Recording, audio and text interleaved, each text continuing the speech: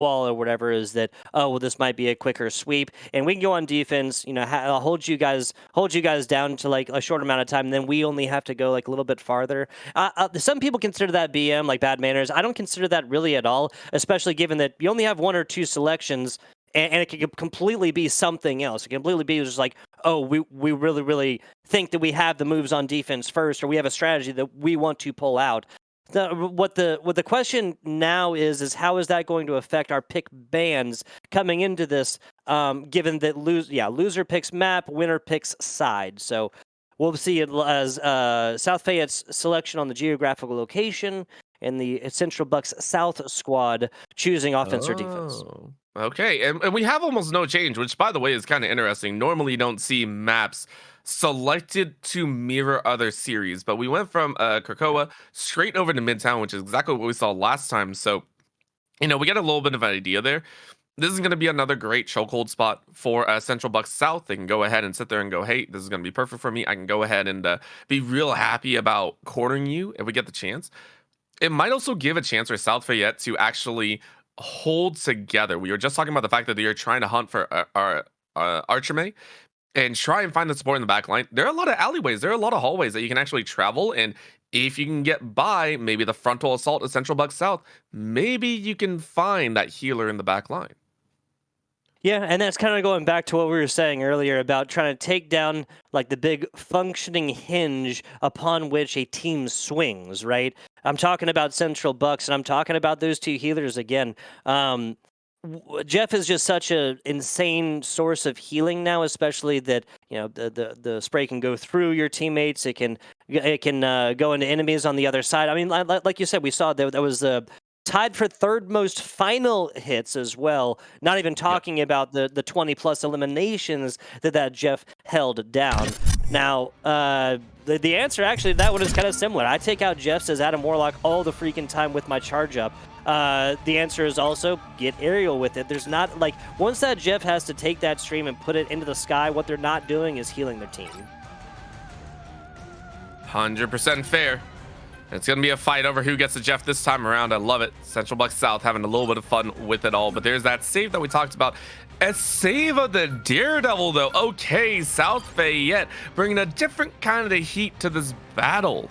One of the newest heroes to come to Marvel Rivals. Yeah, just like any hero, right? New character comes, there's a little bit of that feeling out period, and people kind of trying to decide, like, is this character good? There's always like 75% of the gaming population says, oh my god, this is so OP, like, please, how could this ever have been released? Orbital, right? But then it's just, oh well, we kind of understand what their kit is. It happened with him. It happens with pretty much every character that's released into a new team hero shooter, or team shooter. Squad-based hero shooter. Excuse me. My goodness. Look, let's actually take a look at these pick bans and not my philosophical takes on hero shooters. Two bans, one of them being the Mantis here for the Central Bucks South squad. Yeah, this is I think again going back to what South Fayette played well, and saying we just don't want to deal with it. We saw it before, grabbing that Punisher as well, making sure that they had a good backline, a good middle line, and maybe looking for that tank in the front. The Thor was banned away, which I don't think Central Bucks South really hinged on. However, we do have the dive once again. So a dive bunny with the Daredevil with that Venom. Locked in, I'm curious who's going to run it. South Fayette saying we're going to have to break through their front line somehow. And this is a great way to do it. What are they going to match with those two picks, though, as they ban out the Penny Parker? Penny gone. Can't be surprised, especially with the amount of Rocket Raccoon that's featured. That team up is another absolutely impressive one. The right heroes that is going to be two healers banned.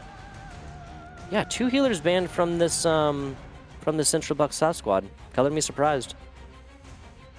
I like it. Hey, listen, for Central Bucks South, you got to do what you got to do, and you got to change things up. Maybe show that you have a lot more in the bank against a lot of the top players. There's that Loki to be hovered and possibly locked in. Of course, you can change that a little bit later. Adam Warlock to be held out, but one of the first Doctor Stranges that we have seen in quite some time. And it is going to be a mixture here as it's a Black Panther to Rock. Okay. Central Bucks South, outside of Archime, swapping up almost all of their heroes. They're not going quad healer. They can't do it. That's illegal. That's not allowed. I'm kidding, of course, but this would be a very, very interesting composition, right? I get the idea. As the Ultron, you keep his healing totem onto Blaze as the Black Panther. You have a very strong backline in the form of Archer May as the Jeff. Obviously, the Rocket Raccoon, they can blast lots of longer range damage, as well as the Adam Warlock, and Quickster with the ability to protect all of them, obviously, with his shield, but then also take down threats if they get close. This is very interesting. If it works, it works. That's all we gotta say. South Fayette, though, they immediately do spread out. Okay, we called it out earlier. It's like, can you find an angle? Can you find a way to catch the backline at all? And they're going to look for it. Lapfall is already taken down, so we're starting to see that damage break onto even with quadruple healers. However, Snapthorn answers right back. Good catch as South Fayette found yet another. Central Bucks South starting this one off strong, finds the Venom in the back line, says you are not going to be able to survive. And the Prisoners, unfortunately, face plants into a wall as they get set back to spawn. Yeah, just a mild, that's a perfect example in these hero shooters, right, where the tiniest of misplays results in the biggest of catastrophic events. But yeah, so Quickster getting it done up close and personal as well. This Venom has his target. They're definitely going with what we were talking about, but I believe that's a him over here on the Adam Warlock. This burst damage from Adam Warlock is insane, right? Especially if you can hit even 4 out of those 5 and then follow it up with a headshot. You're talking about closer to like 270 damage. And obviously on squishies, it's fantastic.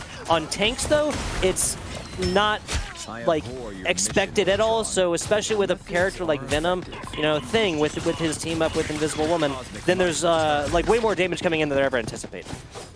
Oh, 100%. And especially with 4 utility strategists, you're just like, why is this working? Central Bucks South, though, are saying everyone's kept alive. We talked about the fact of trying to find Arteme. It doesn't matter. Central Bucks South say, well, you can't just find Arteme. You got to find all of us. And they're keeping everyone alive. Look at this. They are denying over and over and over again. And now they go ahead and deny one. Arteme is doing the most ridiculous and annoying thing that Luna Snow has been played for so long. Spin him out further away from the rest of the team, and 2 shots to the face. That is going to be your healer down. South Fayette have been denied movement for 2 minutes straight. Yep, to 10 or so and counting as of this point.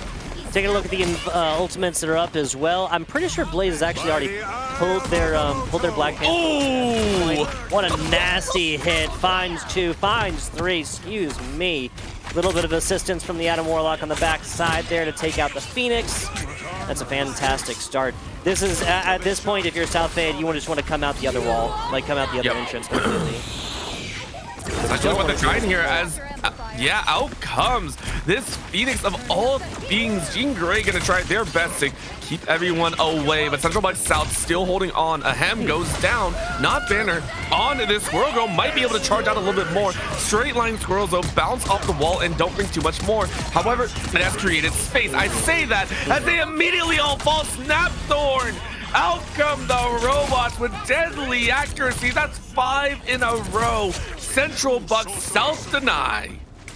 Yeah, and I gotta say, so this Ultron Ultimate is such an interesting one within this game, right? Because it's like it's as close to a DPS Ultimate, like with how it's done, than most other healing Ultimates within this entire game, right? Because it's like that length of time. It does obviously put out damage, but you have like this bursty shots that come out, so you really have to monitor those well. First 2/3 of those dedicated mostly onto the healing aspect of this.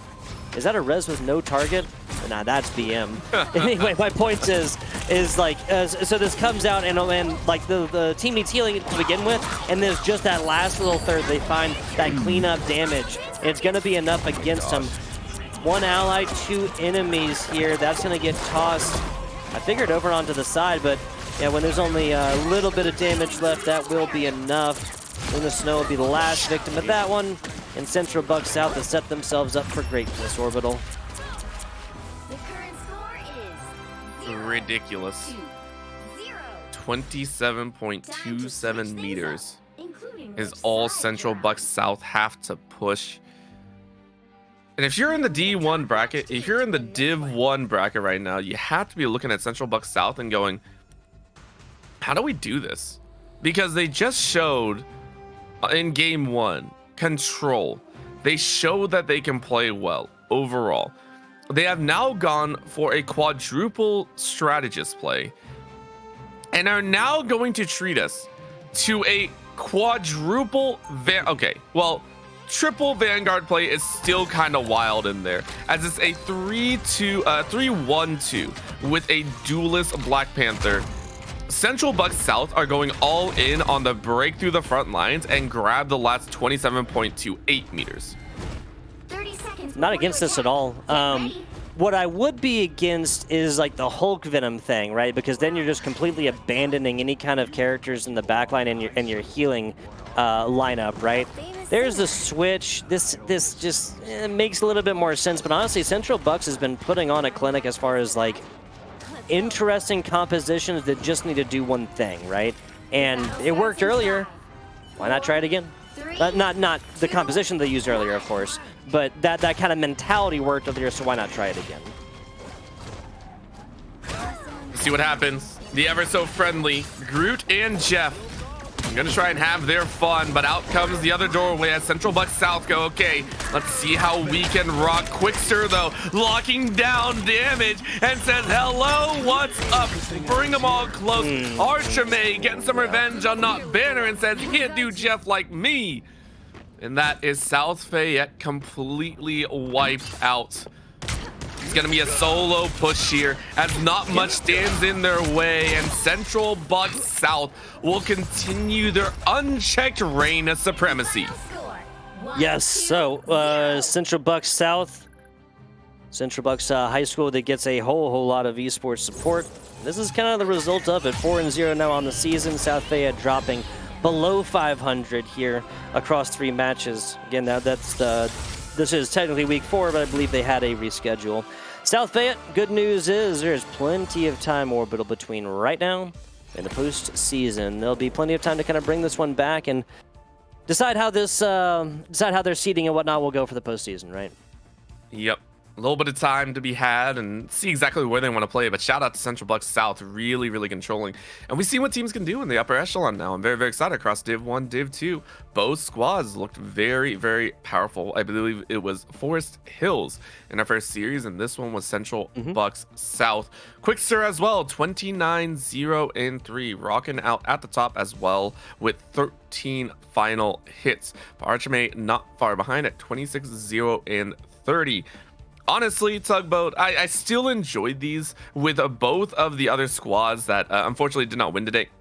Still putting up massive fights, and I hope to see even more of them in the future. Yeah, something else that was kind of, I felt like was kind of true between these two matches was that the first map seemed a lot less one-sided than the second map did.